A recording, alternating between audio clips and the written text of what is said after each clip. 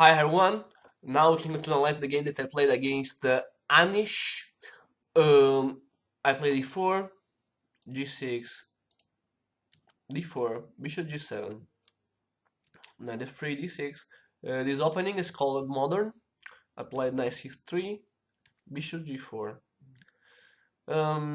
This move I think is correct. In this kind of position, the light bishop of black is not so strong, so it could be a good idea pin the knight and in the future, for example, try to trade it for this knight.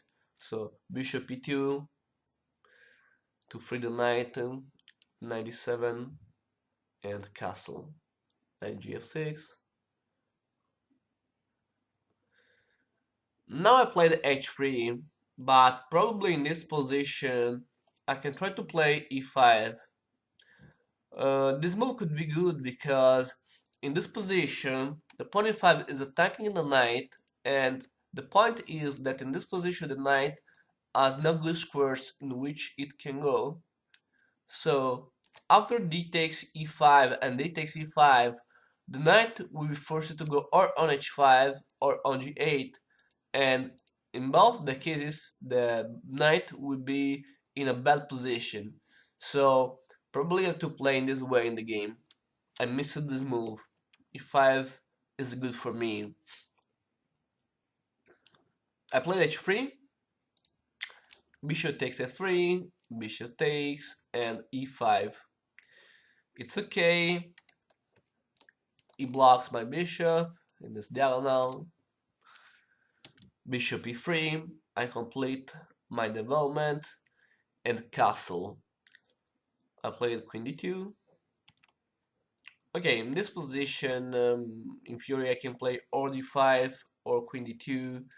I preferred for queen d2 because in this way I can choose for more options, because I can close the center, I can trade, so I can take the decision about my strategy later. So rook e8, d5. Now d5 is stronger because if I play d5, usually in this kind of position I have space in the queen side and I have more pieces in the queen side. So in this kind of position, my strategy would be attacking the queen side, and usually the black strategy should be attack in the king side. So for example, try to push f5. So rook e8 is very important for me because after d5, the black has to lose more tempos to move, for example, rook f8 and push f5 ladder. So rook e8, we can say that rook e8 is a mistake, because in this kind of position, d5 is a logical choice for white, and for this reason, rook e8 is a mistake.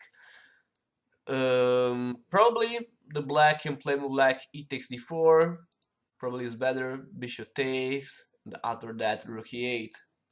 In this case, the rook is good, it's making pressure against the pawn e4, and now for me it's impossible to close the game.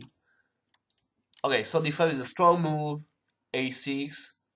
I'm not sure about a6, probably is okay, but in general is better don't push pawns in the side in which the enemy is attacking. So I played a4, have to break the enemy pawn structure in the queen side, so this move can help me, and can help me to avoid move like b5, and can help me to add pressure with b4, b5 for example. Queen 7, and now b4. b6, a5. I played a5 to force b5, and after that my deal would be break on c4. 92, I free the square to push, rook c8 is correct. Now there is no time to counterattack, so the only way is try to defend the queen side, so rook fc8 is correct. Rook c1, c6, and now d takes, rook takes. The problem now could be for me rook c8, the black can double in the c file. for this reason I played the rook a3 to avoid that. So trade a rook and play without a rook in the game. This is good for me. So queen e6, rook c3, rook c4. Okay, this is a mistake because after rook takes c4, he can takes with the he can take with the queen because there is the pawn d6 under attack. So if queen takes, probably we can see if it's possible. Mm, maybe not because there is bishop f8. So yeah, so okay, so it's not so bad because it can take with the queen. But when it takes with a pawn, now my position is very strong because I can follow easy strategy with b5 and a6 to have a very important passed pawn away in the queen side. So knight c3, I had I tried to bring another piece in the game. Rook c8, b5. The a file now is free, so I tend to push. Knight c5. Okay, so knight c5, bishop takes, rook takes c5, and now I played b takes a6. Probably this is a mistake for me. I can simply push b6, and after that I have a stronger passed pawn because it's defended by the pawn a, and if rook takes a5, I can simply play b7, and the rook can't stop my pawn, so he has to swap it with the queen or with the knight. For example, knight d7, and now I can play rook d1, and for example, okay, bishop f8 and bishop g4. So my position is very strong because now should be forced f5, e takes, g takes, and after that queen g5. I take a winning position because this is check. I can take a5. This pawn is very dangerous, so a lot of threats, and the black can't save all. Okay, so I played b takes a6, rook takes a5, rook takes a5, and I play 95. This move is good. I improved my knight position that can help my pawn in the future, for example going to c7, and at the same time I'm attacking the rook. Now the simple move for black should be move the rook, so save it, but he missed probably that the rook was under attack and played queen d7. I take the rook and he resigns.